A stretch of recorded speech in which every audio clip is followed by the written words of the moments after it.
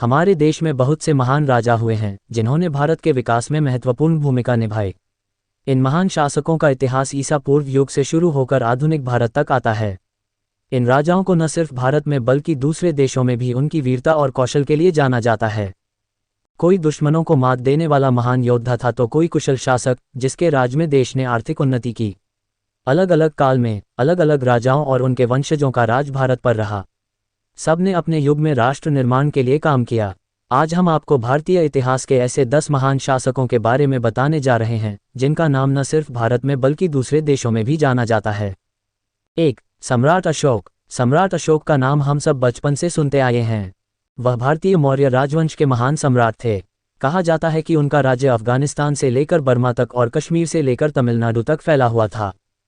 उनकी राजधानी पाटलिपुत्र थी। उनका नाम हमेशा से महान राजाओं की सूची में शामिल रहा है।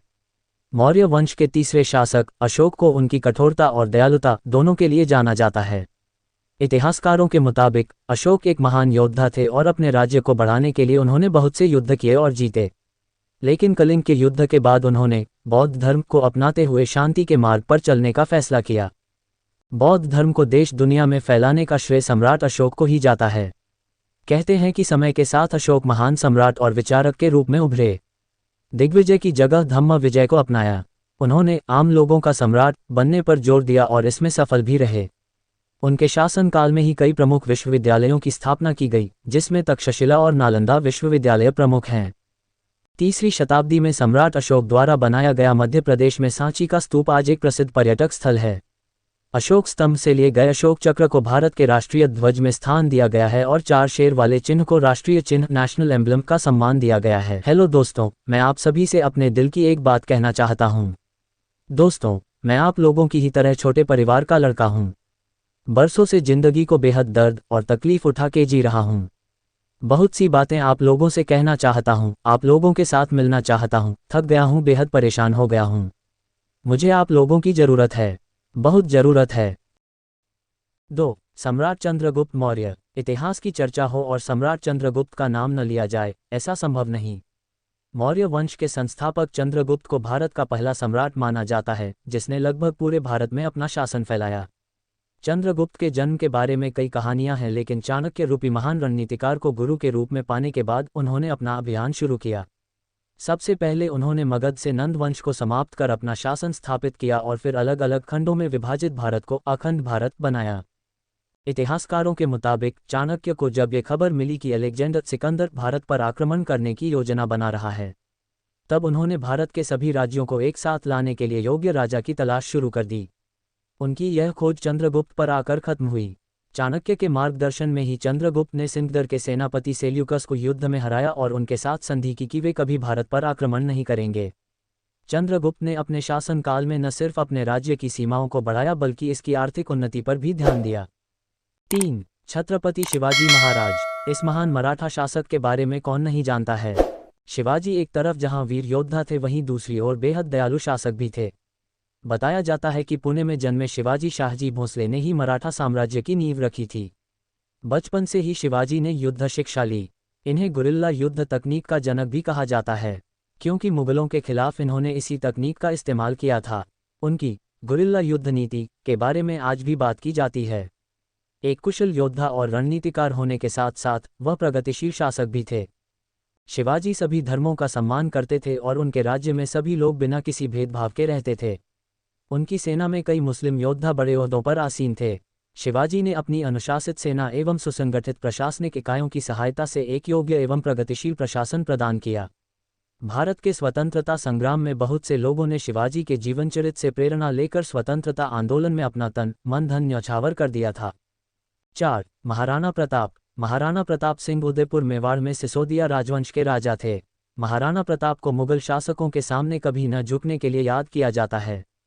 कई वर्षों तक बादशाह अकबर के साथ युद्ध करने वाले महाराणा प्रताप का इतिहास एक प्रेरणा की तरह है। इन्होंने अपना सारा जीवन राष्ट्र, कुल और धर्म की रक्षा के लिए समर्पित कर दिया था। इसीलिए इतिहास में इनका नाम आज भी वीरता और दृढ़ प्रतिज्ञा के लिए अमर है। ऐसा कहा जाता है कि महाराणा प्रताप तब 72 किलो का कवच पहनकर 81 किलो का भाला अपने हाथ में रखते थे। भाला, कवच और ढाल तलवार का वजन कुल मिलाकर 208 किलो था। राणा 208 किलो वजन के साथ युद्ध के मैदान में उतरते थे। मेवाड़ को जीतने के लिए मुगलों ने कई प्रयास किए, लेकिन अजमेर को अपना केंद्र बनाकर अकबर ने उनके विरुद्ध सैनिक अभियान शुरू कर दिया। महाराणा प्रताप ने कई वर्षों तक मुगलों की सेना के साथ संघर्ष किया। उनकी वीरता ऐसी थी कि उनके दुश्मन भी उनके युद्ध कौशल के कायल थे। महाराणा प्रताप और उनके प्यारे घोड़े चेतक की वीरता की गाथाएं आज भी आपको राजस्थान के कण कण में मिल जाएगी। वह ऐसे महान राजा थे जिन्होंने कई वर्ष जंगलों में बिताए, घास की बनी रोटियां खाए और एक बार फिर अपनी सेना खड़ी की, लेकिन कभी भी दुश्मनों के सामने घुटने नहीं टेके।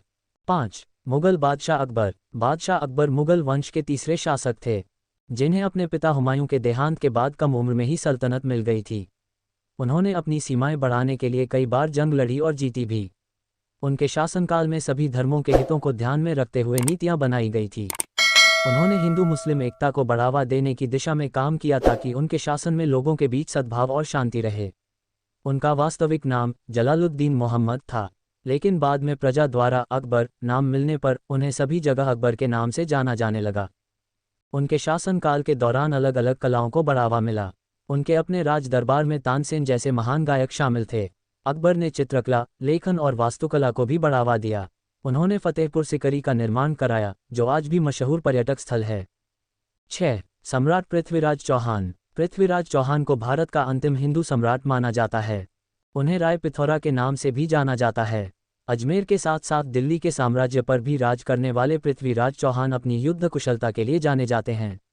अजमेर का शासन उन्हें अपने पिता सोमेश्वर चौहान की मृत्यु के बाद मिला था, लेकिन दिल्ली का उत्तराधिकारी उन्हें उनके नाना और उस समय दिल्ली के शासन अनंतपाल ने घोषित किया।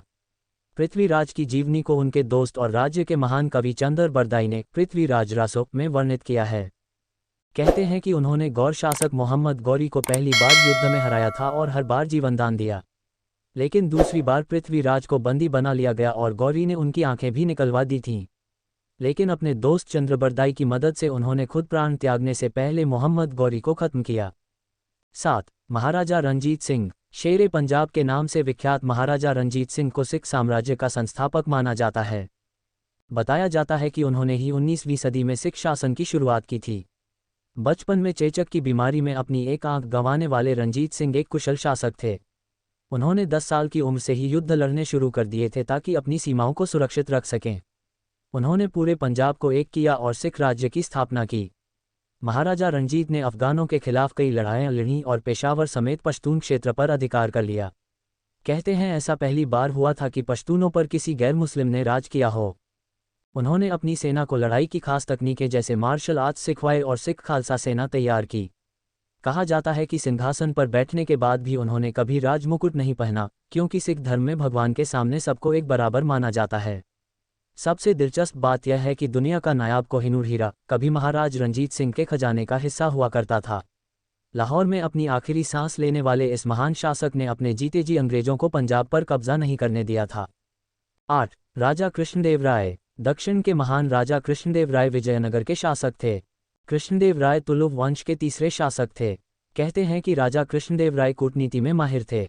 उन्होंने अपनी बुद्धिमानी से आंतरिक विद्रोहों को शांत कर बहमनी के राज्यों पर अधिकार हासिल किया था। उन्होंने राज संभालने के बाद अपने साम्राज्य का विस्तार अरब सागर से लेकर बंगाल की खाड़ी तक कर लिया था, जिसमें आज के कर्नाटक, तमिलनाडु, आंध्र प्रदेश, केरल, गोवा और ओडिशा प्रदेश आते हैं। राजा कृष्णदेव ने कला और साहित्य को भी प्रोत्साहित किया।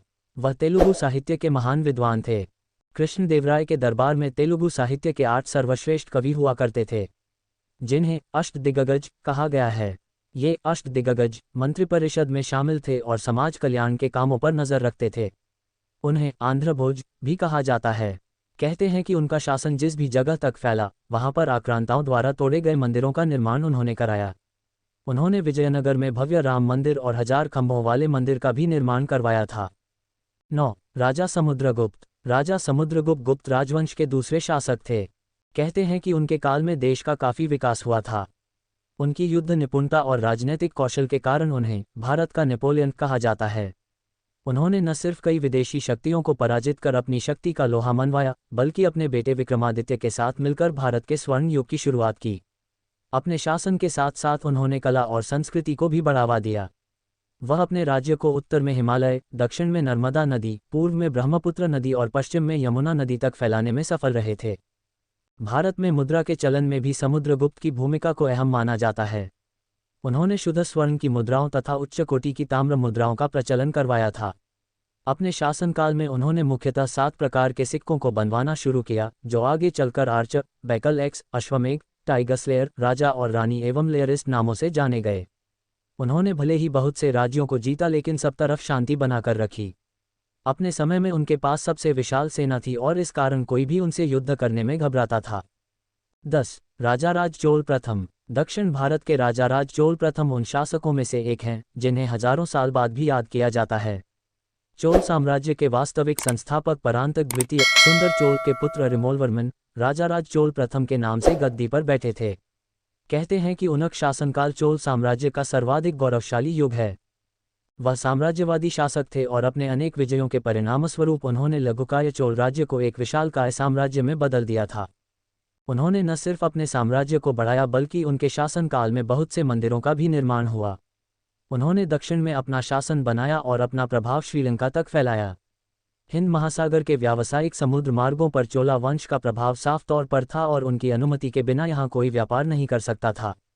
उन्होंने 100 से ज़्यादा मंदिर बनवाए, जिनमें से सबसे उत्तम और ऐतिहासिक है तंजौर का शिव मंदिर, जो यूनेस्को द्वारा वर्ल्ड हेरिटेज साइट घोषित किया जा चुका है। वीडियो पसंद आया है तो वीडियो को लाइक करके कमेंट बॉक्स में जय माता दी लिखकर चैनल को सब्सक्राइब करना मत भूलिएगा।